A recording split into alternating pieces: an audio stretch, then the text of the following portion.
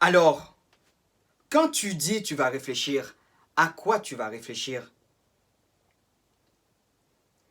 Est-ce que tu es en train de me dire que tu ne sais pas que la décision qu'il faut que tu prennes, la décision que tu dois prendre, c'est mettre fin à cette relation de couple? Est-ce que c'est ça que tu veux dire? Est-ce que ce que tu veux dire là, c'est tu ne sais pas que la décision à prendre, c'est changer cette habitude? Décider de changer cette habitude? Est-ce que c'est ça que tu es en train de dire là? Est-ce que ce que tu es en train de dire, c'est tu ne sais pas, au fond de toi, que la décision à prendre, c'est poser cette action qui peut être cet appel-là que tu redoutes. Tu sais, c'est la décision à prendre. Tu appelles. Tu composes le numéro. Tu appelles. Cette lettre-là que tu dois écrire, ce courriel, tu l'écris. C'est la décision à prendre. Est-ce que c'est ça que tu dis que tu ne sais pas? C'est pour ça que tu as besoin d'aller réfléchir?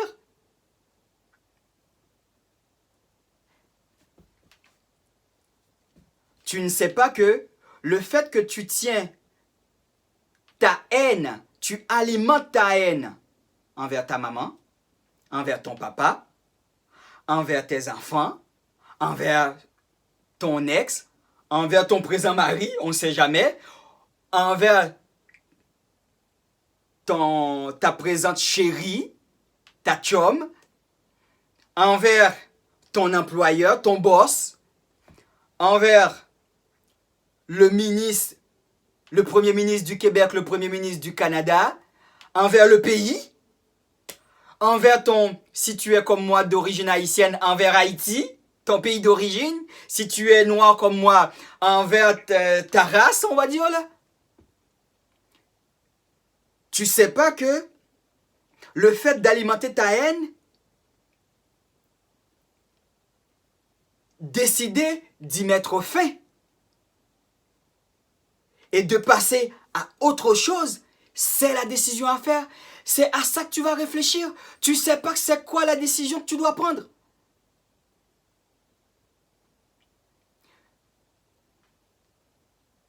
Tu sais pas que c'est le fait que tu tiens tant à ta haine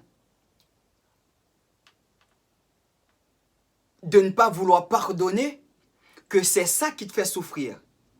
Et donc, si tu veux arrêter la souffrance, il faut que tu décides, pour arrêter la souffrance, il faut que tu décides de mettre fin à ta haine et donc de pardonner. Il n'y a personne qui va dire que de pardonner quelqu'un ou la société, qu'importe, c'est facile, que c'est agréable. Il n'y a personne qui va te dire ça. Il n'y a personne qui te le dit non plus. Et c'est pour ça que ça fait souffrir. C'est parce que l'on sait tous que la haine, ça fait souffrir. Et la seule façon de s'en débarrasser, de se débarrasser de cette souffrance, c'est pardonner. C'est pas Jojo, c'est pas beau, mais c'est pardonner. Tu dois pardonner à ta maman. Écoute-moi, tu dois pardonner à ta maman pour mettre fin à ta souffrance. Tu dois pardonner à ton papa. Quoi qu'il t'ait fait, ça ne l'excuse de rien. Lui pardonner, ça ne veut pas dire qu'il avait raison de faire ça. Effectue une recherche si tu veux là, mais profite de l'occasion que je t'en parle. Pardonner quelqu'un, cela ne l'excuse pas. C'est, pour toi, le seul moyen d'arrêter de souffrir. La personne t'a fait souffrir et présentement, le fait de ne pas le pardonner, tu es en train d'alimenter ta souffrance. C'est comme si j'ai pris mettons, je prends un stylo, je te fais un trou dans le corps, ok? Et puis ton sang coule. Moi, j'ai fini de faire ce trou-là. Je prends le stylo, je le jette. Puis toi, avec un autre outil, donc qui est la tête, la haine, cette émotion-là, tu viens, puis tu es en train d'élargir le trou. Parce que tu n'as plus le stylo là. Ce n'est plus l'autre personne qui est en train de te faire souffrir là. C'est toi-même qui es en train de te faire souffrir, madame. C'est toi-même qui es en train de te faire souffrir, mon cher ami. Ce n'est plus ton papa, ce n'est plus ta maman. Ce ne sont plus tes enfants, ils ne sont plus là. L'action de souffrance qu'ils ont fait là, c'est déjà passé. Ça fait une semaine, un jour, un mois, un an, 10 ans, 43 ans. Ça fait longtemps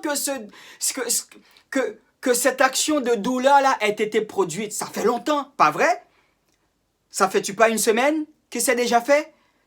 Ça ne fait-tu pas déjà un mois que c'est déjà fait? N'est-ce pas que c'est déjà passé? Oui, la sensation est encore présente. Mais n'est-ce pas que l'action de douleur soit déjà passée?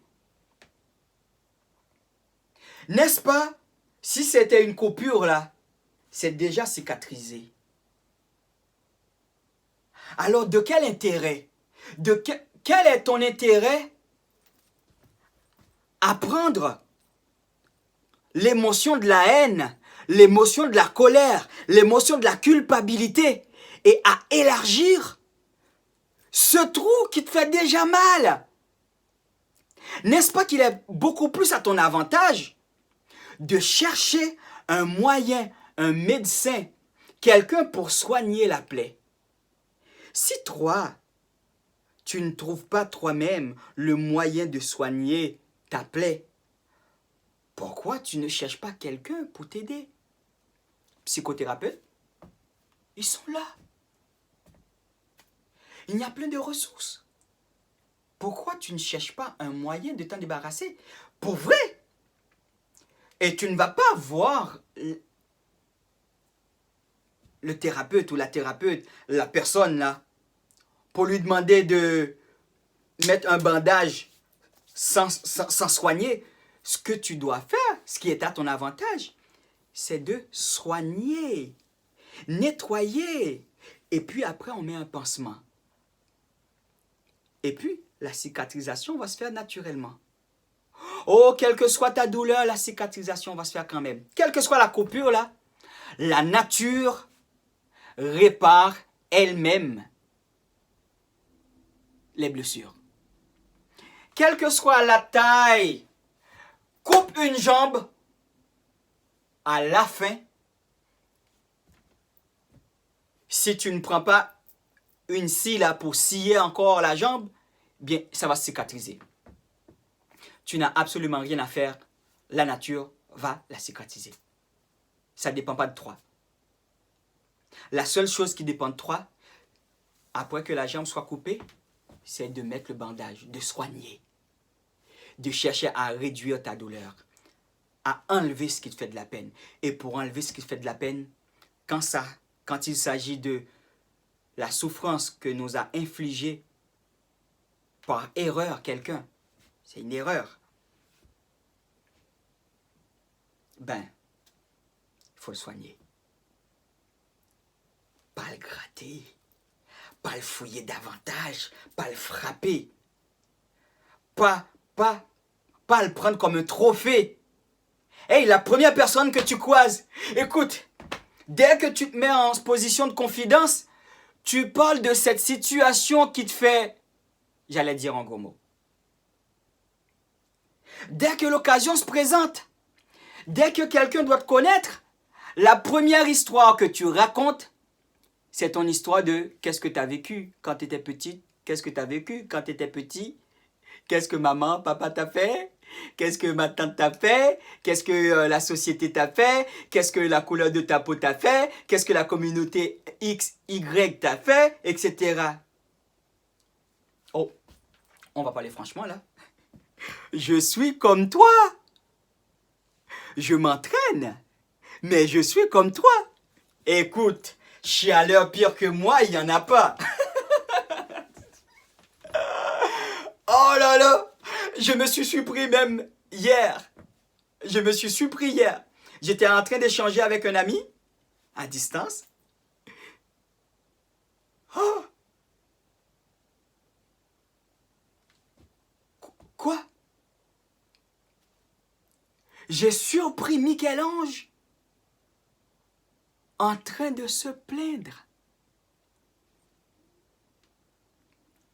Heureusement que je m'en suis rendu compte.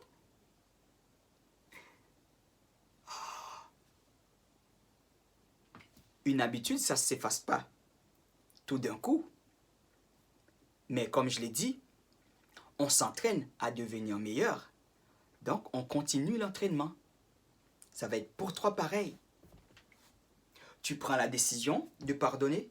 Tu prends la décision d'enlever le sentiment de culpabilité. Tu prends la décision d'apprendre à t'affirmer. Tu prends la décision de changer la situation qui ne fait pas sens pour toi.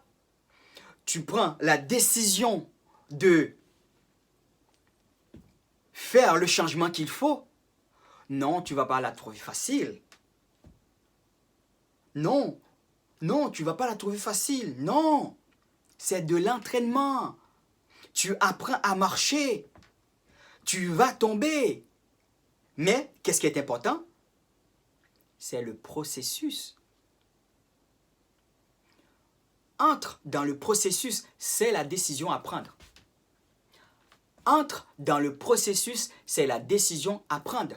Déplie tes genoux et apprends à marcher comme le bébé. Le processus est plus important que la chute.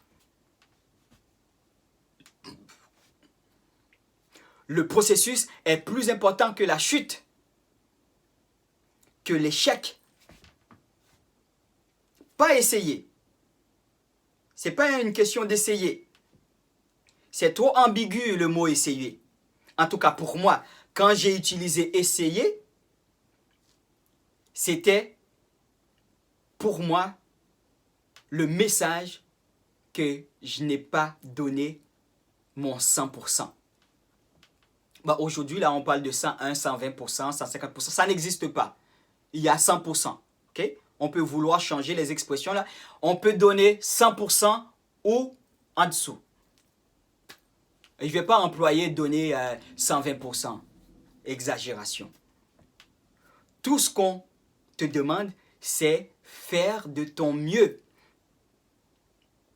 La décision qu'il y a à prendre, tu fais de ton mieux pour la prendre. Qu'importe si tu te trompes, tu vas te rendre compte si tu te trompes. Mais tu ne peux pas te rendre compte que tu t'es trompé si tu n'as pas agi, si tu n'as rien entrepris. Et on peut tout apprendre.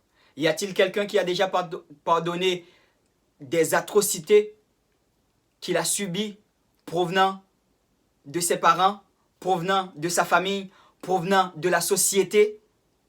Oui, mais toi aussi. On a des preuves. On a des preuves des gens qui ont été massacrés.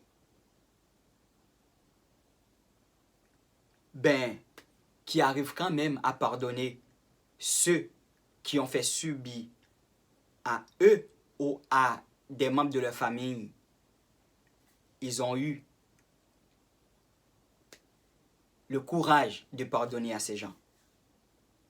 Il y a des gens, il y a des enfants qui ont été violés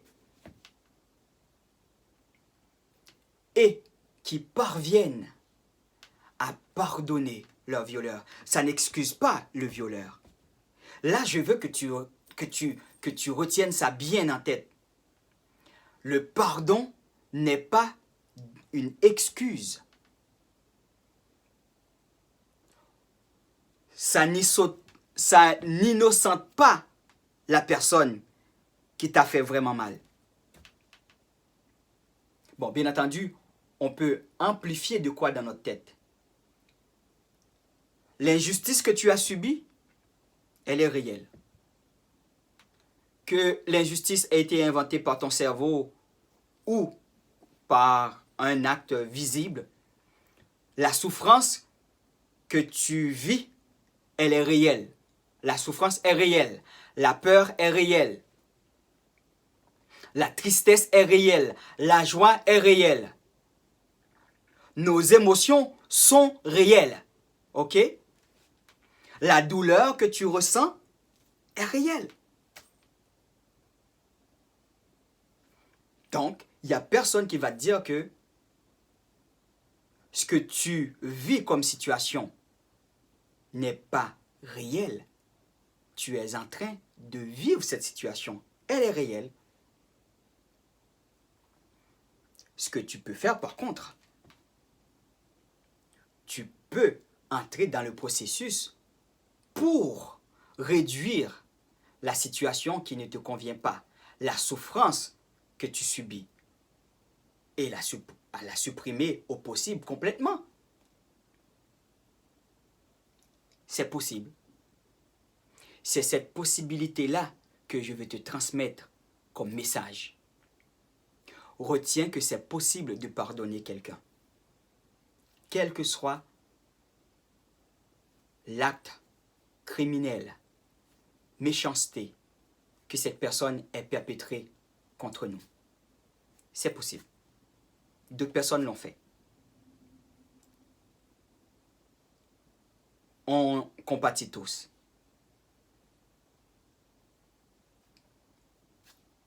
Mais l'on sait, si tu ne pardonnes pas à cette personne, la personne qui souffre le plus, c'est toi. As-tu de l'intérêt à t'arranger pour que tu souffres encore plus que la souffrance que la personne t'a fait subir? Tu deviens la personne la plus méchante envers toi-même. Ah, ouais, je l'ai dit. La personne t'a fait souffrir une fois. Toi, ça fait une semaine que tu te fais souffrir. Ça fait 1 mois, 5 ans, 10 ans. Et peut-être que tu es âgé de 50, 70, 80 ans. Il y a des gens à 80 ans qui ne parviennent pas encore à accepter de pardonner pour faire disparaître une souffrance qui a commencé depuis leur enfance. Ils prennent une clé, ils verrouillent leur cœur et disent « Désormais, depuis ce jour-là, je veux souffrir jusqu'à ma mort. »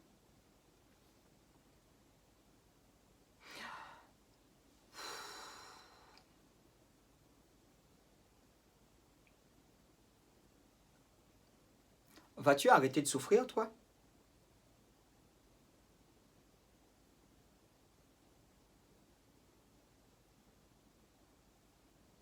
Quelle est ta décision? Quelle est ta décision? Qu'est-ce que tu veux? Allez, qu'est-ce que tu veux? Continuer à souffrir ou arrêter de souffrir? Qu'est-ce que tu veux? Qu'est-ce que tu veux?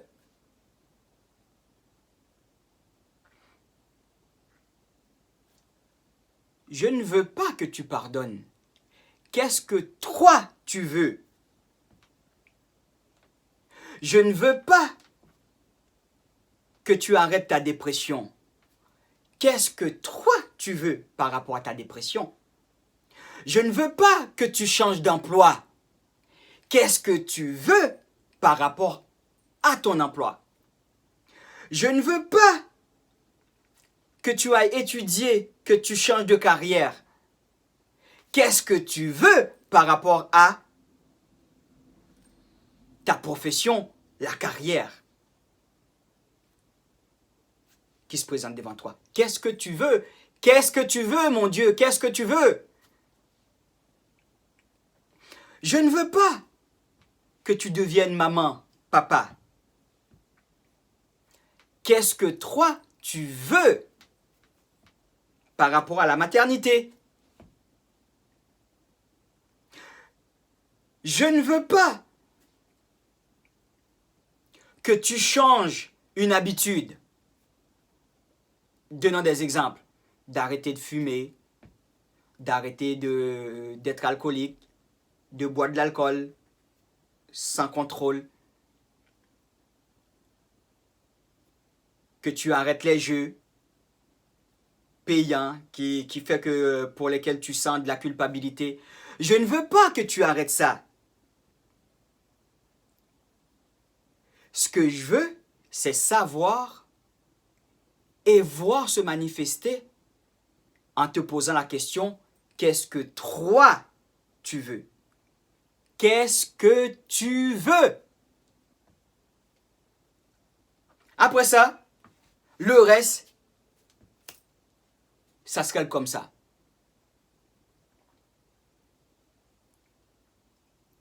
Si tu sais ce que tu veux, tu sais ce qui va se passer, on va trouver les moyens pour que ce que tu veux se matérialise.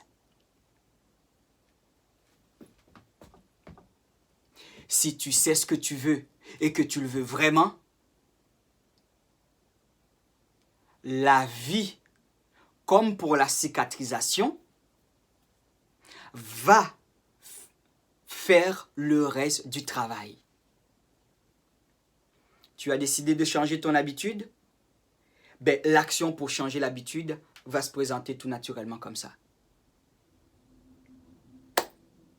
Tu vas savoir exactement quoi faire, quand le faire et comment le faire.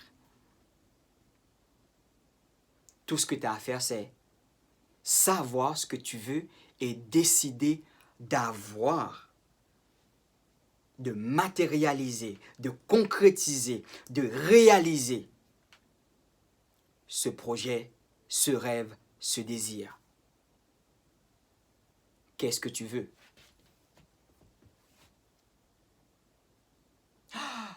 Ah, pour le faire, tu as besoin d'aide.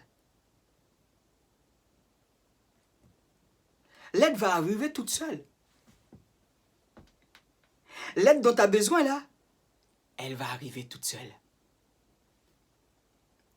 Nous autres de l'autre côté, on ne veut faire que ça, t'aider. On ne veut faire que ça, t'aider. Mais on s'attend à voir, à comprendre que c'est vraiment ce que tu veux. La vie ne veut faire que ça, réparer. La vie n'attend que ça. Une blessure, cicatriser. La vie ne te demande pas ton aide pour te cicatriser. Écoute, tu te coupes, tu peux ne rien faire, ça va se cicatriser. La nature n'a pas besoin de ton aide. La nature va s'arranger pour faire sa tâche. Ta tâche à toi, c'est de savoir qu'est-ce que tu veux par rapport à ce projet-là. Qu'est-ce que tu veux par rapport à ta vie? Qu'est-ce que tu veux par rapport à cette souffrance? Qu'est-ce que tu veux par rapport à ce rêve? Qu'est-ce que tu veux par rapport à chaque enfant qui constitue ta famille? Qu'est-ce que tu veux par rapport à ta relation de couple? Qu'est-ce que tu veux par rapport à ton chéri? Qu'est-ce que tu veux par rapport à ton amoureux? Ton amoureuse? Qu'est-ce que tu veux par rapport à tes amis? Quel type de relation que tu veux? Qu'est-ce que tu veux par rapport à ton mode de vie? Qu'est-ce que tu veux par rapport à la profession que tu veux exercer? Tu vois? On revient tout le temps avec la même chose. Vois-tu? La même question. Qu'est-ce que toi, tu veux? Qu'est-ce qui compte pour toi? Qu'est-ce qui est important pour toi? Puis le reste, comment faire? Ça devient tout naturel.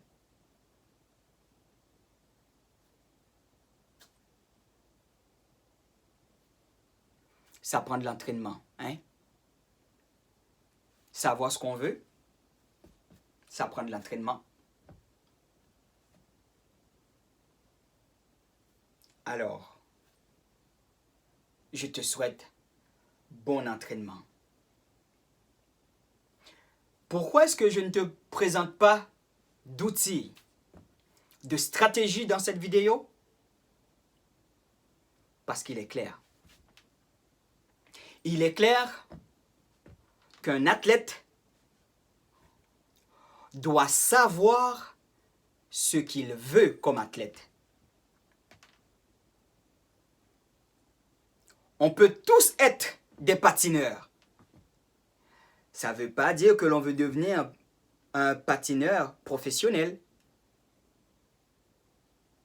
Ça ne veut pas dire non plus, même si l'on devient professionnel, qu'on veut gagner la médaille d'or. On peut devenir des athlètes professionnels de niveau 1, niveau 2, niveau 3. Je ne sais pas là. Donc, si on prend la métaphore que tu es quelqu'un qui patine, veux-tu jouer juste avec autour, sans maîtriser le patinage? Veux-tu améliorer ta technique de patinage? La question revient encore. Qu'est-ce que tu veux? Parce que quand tu vas rencontrer ton coach, si tu veux plus que ce que tu es capable de faire maintenant, si tu veux faire plus, mieux, à ce moment-là, tu devras exprimer ce mieux-là, qui n'est pas le mieux de l'autre patineur qui va rencontrer le coach. Alors, mon cher ami, alors, ma chère amie, pourquoi est-ce que je ne présente pas d'outils dans cette vidéo, ni de stratégie? C'est parce que la question la plus importante pour moi en tant que coach des athlètes de la vie, c'est que l'athlète doit savoir ce qu'il veut comme athlète. Est-ce qu'il veut être un athlète? De toute façon, la vie nous place en situation d'athlète. Ah oui, dans ton rôle de papa, oui, dans ton rôle de papa, mon cher, la vie va te mettre en situation où tu dois performer avec des difficultés. Et là, si tu ne t'étais pas entraîné, développer des techniques de communication, tu vas foirer ta vie de famille. Si tu ne t'es pas entraîné en communication, tu es en couple, la vie va te mettre en situation de performance. Et là, tu t'es pas amélioré, tu n'as pas cherché à développer ta technique de communication, tu vas foirer ta vie de couple. Tu vas te rendre misérable.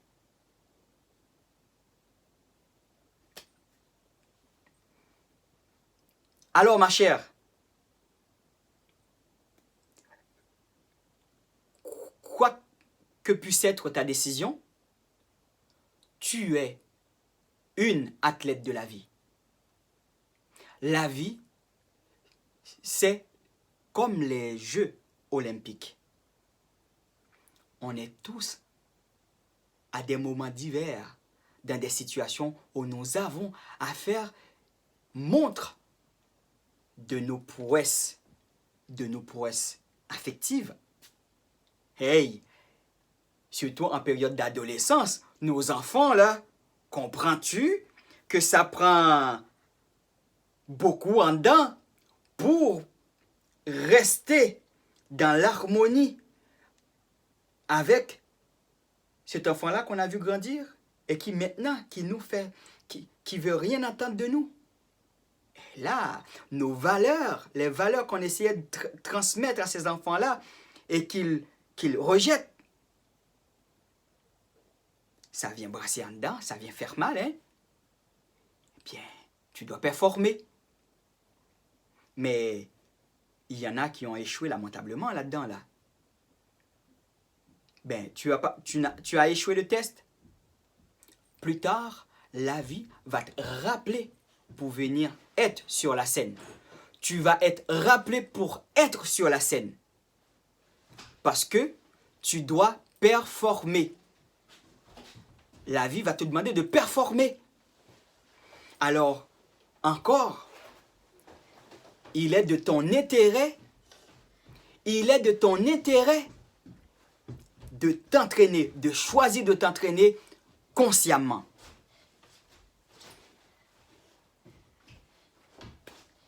Qu'est-ce que tu veux? Dis à ton coach, qu'est-ce que tu veux? Veux-tu plus de calme intérieur? Veux-tu plus de paix? Veux-tu plus de confiance en toi? Veux-tu être plus... Dire être plus heureux, c'est très large. Veux-tu être plus en santé? Que veux-tu? Veux-tu dépasser tes peurs? Que veux-tu? Sur quoi va-t-on s'entraîner? Sur quoi va-t-on s'entraîner? Qu'est-ce que tu sais déjà très bien faire? Et que l'on peut développer davantage? Et sur quoi est-ce que tu as des lacunes qu'on peut travailler pour t'amener à un autre niveau? Qu'est-ce que tu veux? Qu'est-ce que tu veux?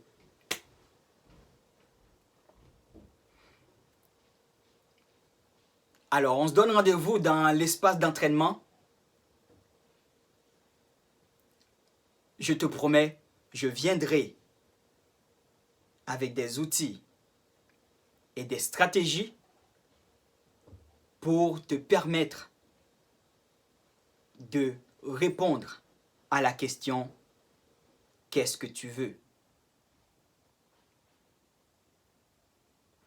Alors l'on se dit, c'était Manik, le coach des athlètes de la vie, qui te souhaite bon entraînement. On s'entraîne ensemble à devenir meilleur, à mieux performer.